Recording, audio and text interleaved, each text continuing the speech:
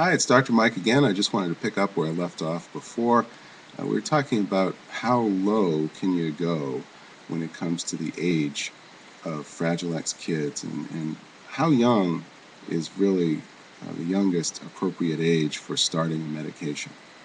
Well, it obviously depends on what medication you're talking about. We've got some experience in young children, as young as 3, in treating them with stimulants, with some patholytics like clonidine and 10X, and even with SSRIs. But we usually like to wait until age 5 or 6 for a lot of the other medications like lithium.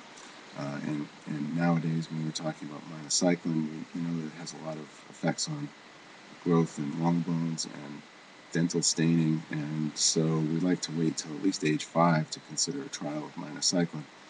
A lot of parents ask me, well, isn't this something that you'd want to get started just as soon as you possibly could?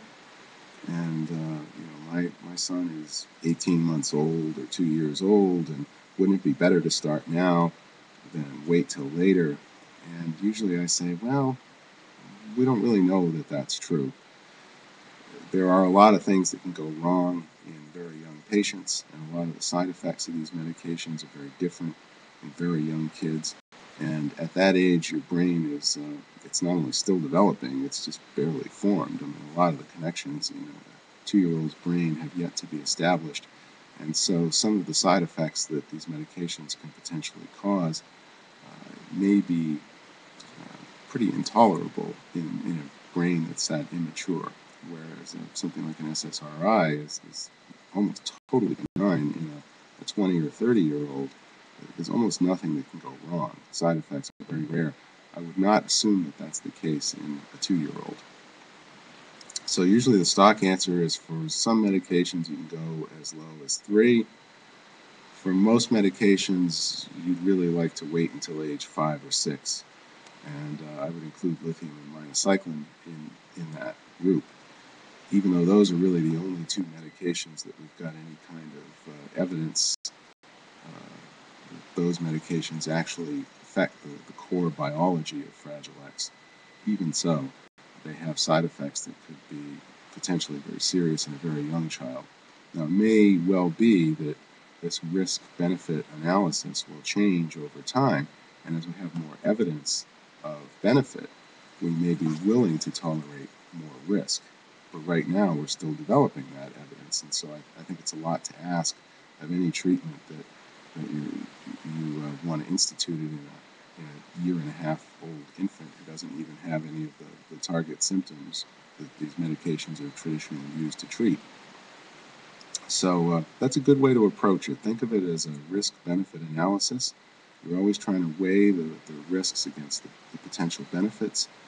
And as we know exactly what the potential benefits are, as we do more studies and we start to understand these things, well, I think we'll start to feel a little bit more comfortable in going lower and lower. But we're a little bit of time away from that point where we can actually say things like it's better to start treatment at a really young age. And that goes for the investigational drugs in development, things like mGlu5 antagonists.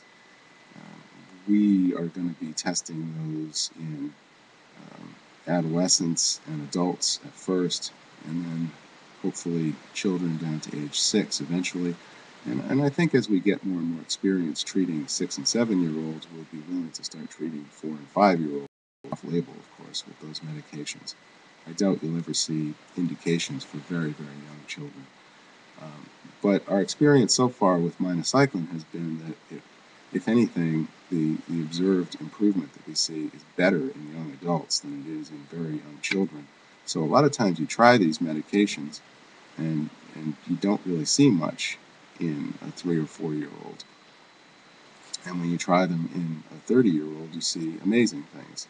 So even though we naturally assume that they'll work better the younger you are, we don't always know that that's the case. And we really have to know to a reasonable degree of certainty before we actually take the leap. Okay, that's it for now. Send in those questions and take care.